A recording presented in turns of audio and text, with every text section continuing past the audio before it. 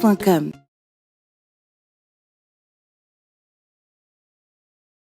Reggae raga rap pour le même combat. Reggae raga rap toujours pour le même combat. Reggae raga rap, une émission contre les aïeux.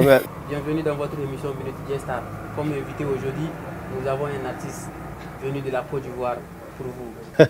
C'est Black Moja, je vous apporte assez d'énergie et je vous big up. One love. Black Moja, le soldat du ghetto. Vous êtes ici à Bamako dans le cadre de la 15e édition du Mali Festi Reggae. Et comment a été l'accueil? Je suis à ma 3e édition, je vais dire, de Mali Festi Reggae.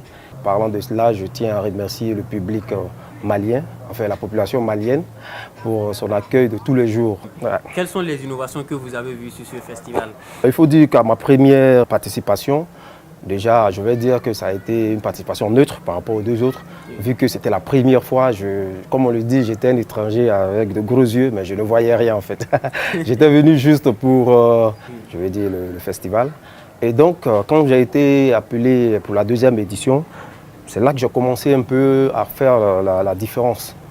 Tu vois, et il faut dire qu'au niveau de la performance scénique, il y a eu une évolution. Dans la 3e édition, il y a eu ce petit plus qui a accompagné le festival, qui était le match qui a opposé les Rastas et les militaires.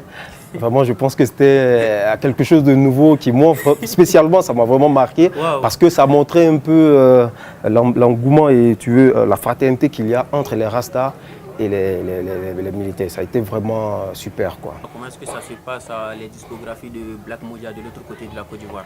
C'est vrai, je viens de la Côte d'Ivoire.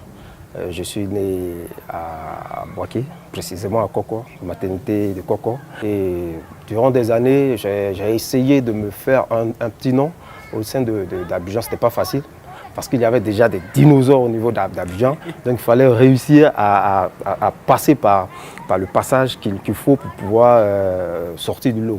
Et c'est comme ça, de 2003, on va dire, jusqu'à 2014.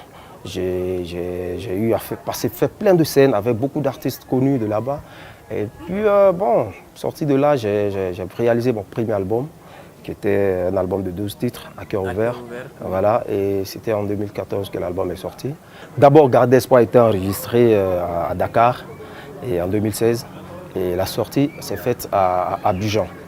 Et franchement, l'album a été accueilli de façon chaleureuse. Parce qu'il faut dire que les populations quand même attendaient cet album-là. Vu que le premier album est passé pratiquement inaperçu. Et c'est au fil du temps que les gens ont commencé à découvrir l'album, à prendre goût. Et moi, je suis parti. Tu vois, et donc bon, ils attendaient le retour. Oui, effectivement, tu sais, les gens ils sont comme ça. Hein.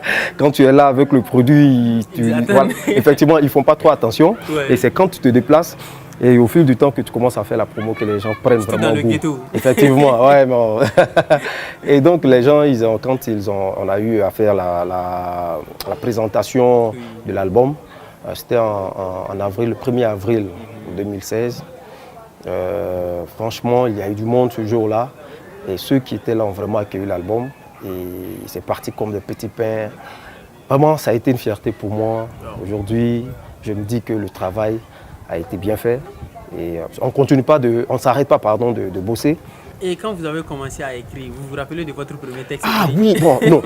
Franchement, à l'époque, c'était encore dans ma tête quand je faisais la transition entre le rap et le reggae. C'était un peu là, mais franchement, aujourd'hui, j'ai carrément... C'est pas facile d'oublier son premier texte. Oui, c'est pas facile, non. C'est vrai ce que tu dis, c'est pas facile. C'est-à-dire tes premiers amours, généralement, c'est pas facile. C'est pas facile mais comme, tu vois, c'est un truc qui me surprend, je me dis que si j'avais eu le temps de réfléchir à ça, j'allais quand même essayer de voir. Et bon, étant un être humain, c'est d'abord quelque chose qu'il faut cultiver en soi.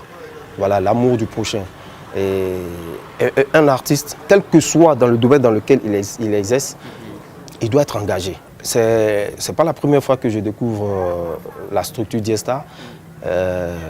Sur les réseaux sociaux, j'ai découvert cette structure et franchement, je ne savais pas qu'aujourd'hui, j'allais me retrouver là en face de cette structure en train de me promouvoir.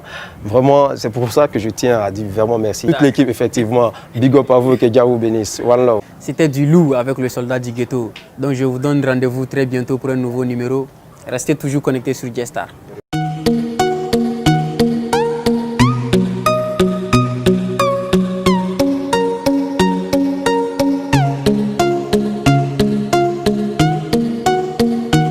diastar.com.